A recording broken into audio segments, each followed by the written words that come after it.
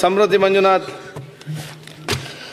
ಮಾನ್ಯ ಸಭಾಧ್ಯಕ್ಷೆ, ಕೋಲಾರ ಜಿಲ್ಲೆ ಮುಳಬಾಗಿಲು ತಾಲೂಕಿನ ಅತಿ ಹೆಚ್ಚು ಹದಗೆಟ್ಟಿರ್ತಕ್ಕಂಥ 30 ರಸ್ತೆಗಳ ಬಗ್ಗೆ ಕಳೆದ ವಿಧಾನಸಭಾ ನಮ್ಮ ಬೆಳಗಾಮಲ್ಲಿ ಕೂಡ ಸಚಿವರ ಗಮನಕ್ಕೆ ತಂದಿದ್ದೆ.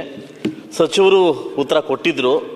ಆದಷ್ಟು ಬೇಗ ಆರ್ಥಿಕ ಅನುದಾನದ ರೀತಿಯಲ್ಲಿ ಕೂಡ ಬಿಡುಗಡೆ ಮಾಡ್ತೀವಿ ಅಂತ ಹೇಳಿದರು. ಬಹುಶಃ ತಮ್ಮ ಗಮನಕ್ಕೆ ಸೆಳೆಯತಕ್ಕ ಒಂದು ಪ್ರಶ್ನೆ ಹೇಳಕ್ಕಿಡ್ತೀನಿ. ನನ್ನ ಒಂದು ತಾಲೂಕು ಆಂಧ್ರ ಮತ್ತು ತಮಿಳುನಾಡಿನ ಒಂದು ಪ್ರದೇಶ ಹೊಂದಿಕೊಂಡಿರ್ತಕ್ಕಂಥ ಪ್ರದೇಶ.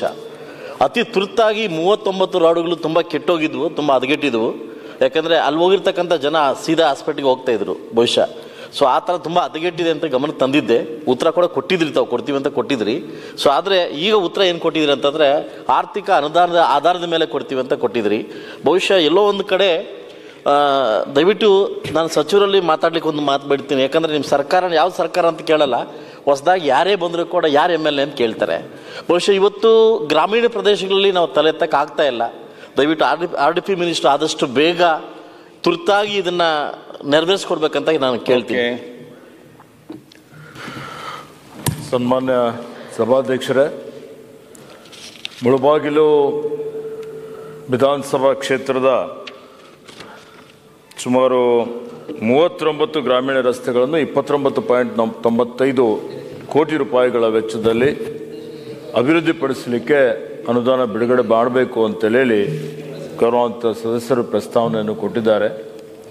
ಈಗಾಗಲೇ ಸರ್ಕಾರ ಗ್ರಾಮೀಣಾಭಿವೃದ್ಧಿ ಪಂಚಾಯತ್ ರಾಜ್ ಇಲಾಖೆ ವತಿಯಿಂದ 10 ಕೋಟಿ ರೂಪಾಯಿ ಅನುದಾನ ಬಿಡುಗಡೆ ಮಾಡಿದೆ. ಮತ್ತು ಅವ್ರ ಪ್ರಶ್ನೆಯಲ್ಲಿ ನಿಮ್ಮ 3054ರಲ್ಲಿ 5054ರಲ್ಲಿ ಆರ್ಥಿಕ ಇಲಾಖೆಯಿಂದ ಅನುಮೋದನೆ ಅಂದರೆ ಎಷ್ಟು ಹಣ ಮೀಸಲಿತ್ತು ಅದಕ್ಕಿಂತ ಜಾಸ್ತಿ ಪರವಾನಗಿ ಕೊಟ್ಟಿದ್ದೀರಿ ಅಂತ ಕೇಳಿದರು.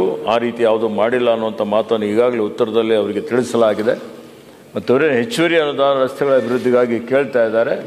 ನಾನು ಸಂಬಂಧಪಟ್ಟಂಥ ಸಚಿವರ ಗಮನಕ್ಕೆ ತಂದು ನಾನು ಸಚಿವರ ಜೊತೆಯಲ್ಲಿ ಚರ್ಚೆ ಮಾಡಿ ಆದ್ಯತೆ ಮೇರೆಗೆ ಯಾವ ರಸ್ತೆಗಳು ತೆಗೆದುಕೊಳ್ಬೇಕಾಗಿದೆ ಅದನ್ನು ಇವತ್ತು ಅನುದಾನ ಆದಷ್ಟು ಮಟ್ಟಿಗೆ ಲಭ್ಯತೆಗೆ ಅನುಗುಣವಾಗಿದೆ ಅಂತೇಳಿ, ಯಾಕಂದರೆ ಆಯವ್ಯಯದಲ್ಲಿ ಏನು ಅನುದಾನ ಇದೆ ಈಗಾಗಲೇ ಆ ಅನುದಾನ ಈಗ ಈ ವರ್ಷ 25-26ರಲ್ಲಿ ಬಿಡುಗಡೆ ಮಾಡಬೇಕಾಗಿದೆ. ಹೆಚ್ಚಿನ ಅನುದಾನ ಕೊಡಲಿಕ್ಕೆ ಮಾನ್ಯ ಸಚಿವರಿಗೆ ನಾನು ಮಾತನಾಡ್ತೇನೆ ಮತ್ತು ಮಾನ್ಯ ಸದಸ್ಯರ ಜೊತೆಯಲ್ಲೂ ಚರ್ಚೆ ಮಾಡಲಿಕ್ಕೆ ಅವರಿಗೆ ಹೇಳ್ತೇನೆ. ಮಾನ್ಯ ಸಭಾಧ್ಯಕ್ಷೆ, ಯಾಕಂದರೆ ಇದು ಗಡಿನಾಡು ಭಾಗ ಆಗೋದ್ರಿಂದ ಆಂಧ್ರಕ್ಕೆ ಹೊಂದಿರತಕ್ಕಂಥ ನಮ್ಮ ಒಂದು ಕರ್ನಾಟಕ ಪ್ರದೇಶಕ್ಕೂ ಮತ್ತು ಆಂಧ್ರಕ್ಕೆ ಹೋದಾಗ ಬಹುಶಃ ನಮ್ಮ ಕಂಪ್ಯಾರಿಸನ್ ಮಾಡ್ತಾರೆ. ಆ ರಾಜ್ಯಕ್ಕೂ ನಮ್ಮ ರಾಜ್ಯಕ್ಕೂ ಕಂಪ್ಯಾರಿಸನ್ ಮಾಡ್ತಾರೆ. ಈ ಥರ ಗಡಿನಾಡು ಪ್ರದೇಶ ಇರ್ತಕ್ಕಂಥ ತಾಲೂಕುಗಳಿಗೆ ಹೆಚ್ಚಿನ ರೀತಿಯಲ್ಲಿ ತಾವು ಸರ್ಕಾರ ಅನುದಾನವನ್ನು ಕೊಟ್ಟರೆ, ತಾರತಮ್ಯ ಮಾಡಿ ಅನುದಾನ ಕೊಟ್ಟರೆ ಬಹುಶಃ ಕಂಪ್ಯಾರಿಸನ್ ತಪ್ಪುತ್ತೆ. ಬಹುಶಃ ನಮ್ಮ ರೋಡಿಂದ ಆಂಧ್ರಕ್ಕೆ ಹೋದಾಗ, ನಮ್ಮ ರೋಡಿಂದ ತಮಿಳುನಾಡಕ್ಕೆ ಹೋದಾಗ ಕಂಪ್ಯಾರಿಸನ್ ತುಂಬ ನಮ್ಗೆ ಗೊತ್ತಾಗುತ್ತೆ. ಯಾಕೆಂದರೆ ಸರ್ಕಾರದ ಬಗ್ಗೆ ಕೆಟ್ಟಷ್ಟು ಬೇಡ ಅಂತ ನನ್ನ ಒಂದು ಅನಿಸಿಕೆ. ಆದಷ್ಟು ಬೇಗ ನಾನು ಕೂಡ ಮೀಸಲಾದ ಕ್ಷೇತ್ರದಲ್ಲಿ ಇದ್ದೀನಿ. ದಯವಿಟ್ಟು ತಮ್ಮ ಗಮನ ಕೊಟ್ಟು ದಯವಿಟ್ಟು ಇದ್ರ ಮುಂದಿನ ದಿವಸದಲ್ಲಿ ಈ ಬಾಧೆ ನೀವು ಅರ್ಥ ಮಾಡ್ಕೊತೀರ ಅನ್ನೋ ಒಂದು ಇದರಿಂದ ಇಷ್ಟೊತ್ತಾದರೂ ಕೂಡ ನಾವು ಕಾದು ಮಾತಾಡ್ತಿದ್ದೀವಿ ಅಂತಂದರೆ ನಮ್ಮ ಸ್ವಂತಕ್ಕಲ್ಲ, ಅಭಿವೃದ್ಧಿಗೋಸ್ಕರ. ದಯವಿಟ್ಟು ಇದು ಅರ್ಥ ಮಾಡ್ಕೊತೀರ ಅನ್ನೋ ಕಾರಣಕ್ಕೋಸ್ಕರವಾಗಿ ತಮ್ಮನ್ನು ಮನವಿ ಮಾಡ್ತಾ ಇದ್ದೀನಿ. ಆದಷ್ಟು ಬೇಗ ನಮ್ಮ RDP ಮಿನಿಸ್ಟರ್ ಗಮನಕ್ಕೆ ತಂದು ಇದನ್ನು ನೆರವೇರಿಸ್ಕೊಡ್ತೀರ ಅನ್ನೋ ನಂಬಿಕೆ ಮೇಲೆ ನಾನು ಕೂತ್ಕೊತಾ ಇದ್ದೀನಿ.